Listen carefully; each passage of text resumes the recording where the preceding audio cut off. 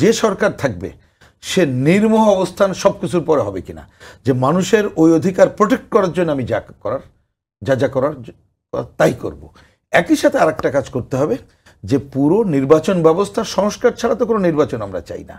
সুতরাং সেই পুরো নির্বাচন ব্যবস্থার সংস্কারের মধ্য দিয়ে নির্বাচনকালীন সময়ে যে সরকার ক্ষমতায় থাকবে এবং নির্বাচন কমিশনের 100% কর্তৃত্ব অ্যাসিওর করতে হবে এই সমস্ত অর্গানগুলোর প্রতি, সে পুলিশ থেকে শুরু করে সব বাহিনীর প্রতি। এবং আরেকটা সুযোগ আমাদের সামনে আছে, মনে রাখতে হবে, এখনো পর্যন্ত আমাদের সেনাবাহিনী মাঠে আছে।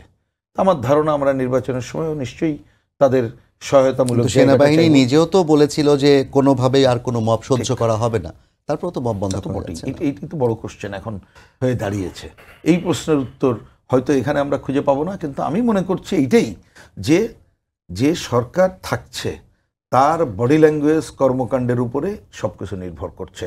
এবং সেটা হয়তো এর সাথে একটু পার্শিয়াল আলোচনা মনে হতে পারে, কিন্তু আমাদের এই যে ইয়াং ম্যান যে কথাটা এখানে বলার চেষ্টা করলেন, যে আর ওই যে একটা উদাহরণ দিলেন, ওইটা যদি আমি শুনি নাই, কোনো ছাত্র ভাই যদি ওইটা বলে, নিশ্চয়ই বলেছেন, কারেক্টলি বলেছেন, তাহলে সেই জায়গাটা বিবেচনা করে সরকারের তো একটা নির্মোহ পজিশন থাকা দরকার রাজনৈতিক দল বিভিন্ন জায়গার প্রতি, যার জন্যই তো এই সংকটগুলো তৈরি হচ্ছে।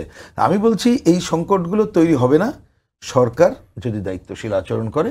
আর সরকার যদি এক্ষেত্রে বারবার দায়িত্বশীল আচরণ করতে ব্যর্থ হয়, তাহলে এই ঘটনাগুলো যদি ঘটতে থাকে, তাহলে তো এই সরকারের প্রতি আমরাই তো আস্থাশীল থাকতে পারবো না। আমরা যে সমর্থন এখনো পর্যন্ত অব্যাহত রেখেছি সেটাও কতদিন রাখতে পারবো, সেটাও তো প্রশ্নবিদ্ধ হবে। আমি এই টকশোতে আসার আগে আরও এই কারণে বলছি যে উনি সামনে ছিলেন, যে আমি যখন একটা সাধারণ মানুষ একটা ভাইকে জিজ্ঞেস করলাম, তিনি বললেন, আমি বললাম যে কী সমস্যাটা কি, মানুষ কি কয় যে মানুষ তো একটা সরকার আছে এটাই তো মনে করতে পারছে না।